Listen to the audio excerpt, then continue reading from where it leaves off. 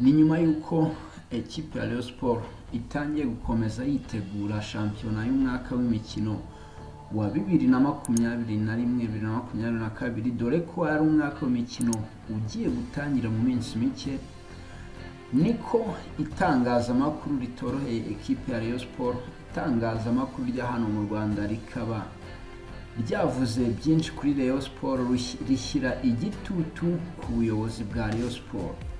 Naho umukinnyi w'umurundi Mackenzie yagarutse ku masezerano ye muri ekipe ya Rayon Sport.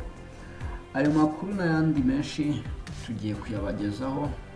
Reka tukubwire ngo kanda subscribe niba utarakanda subscribe hano kuri The Mask Rwanda, ndetse ukande kunzogera, ukande like, comment ni ingenzi cyane, ukoze share ni impano ikomeye urawuduhaye hano kuri The Mask Rwanda.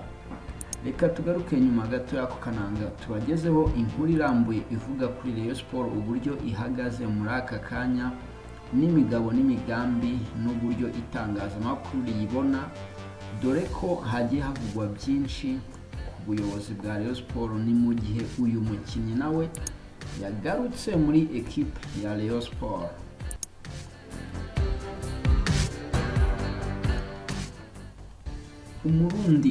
Umurundi umaze iminsi mu igeragezwa muri ekipe ya Rayon Sport avuga ko impamvu atarakinira iyi ekipe ya Rayon Sport ari uko itangazamakuru ryo mu Rwanda ryamwikomye cyane, rikavuga ko atari ku rwego rwo kuba yakinira iyi ekipe ya Rayon Sport. Ni mu gihe we avuga ko yari ku rwego rwiza ku buryo yakinira iyi ekipe kandi akayigeza kuri byinshi, bakagerana kuri byinshi hamwe nayo. Uyu myugariro w'umurundi waherukaga muri ekipe ya Rayon Sport mu mwaka wa 2015, nta wundi ni Nizigiyimana Karim Mackenzie. Uyu myugariro yakaba yagarutse muri ekipe ya Rayon Sport mu mwaka wa 2020-2021, gusa ngo ntiyigeze asinyira iyi ekipe ya Rayon Sport kubera ibintu byagiye bigarukwaho na benshi.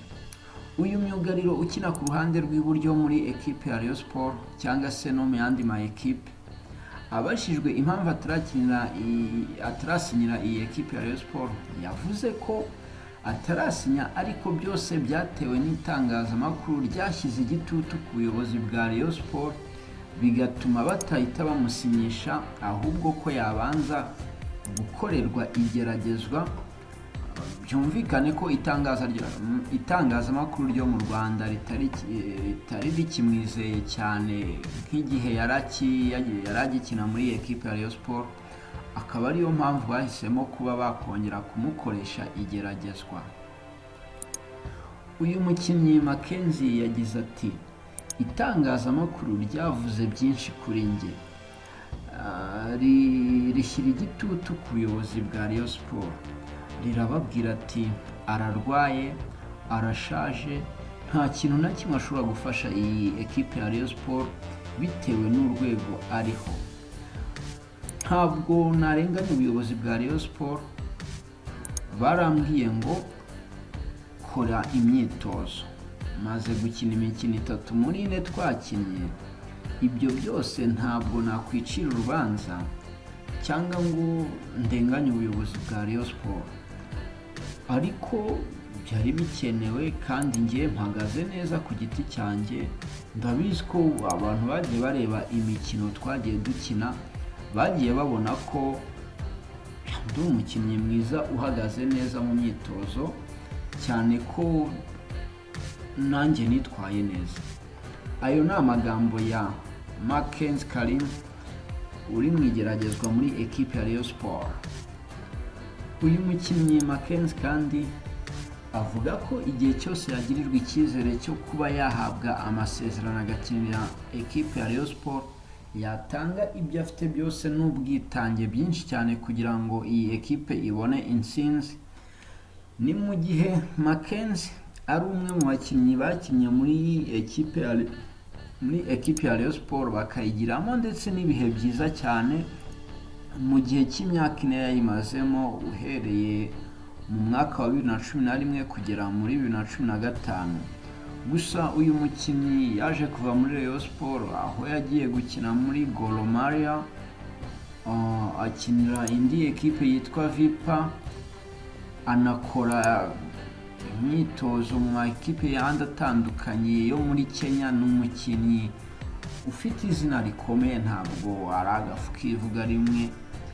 Gusa nyine itangazamakuru murabizi riracyamukemangwa, dore ko batangiye kuvuga ko ashaje, atari ku rwego rw'abakinnyi bagomba gukinira ekipe ya Rayon Sport nk'ikipe igarutse gushaka ibikombe.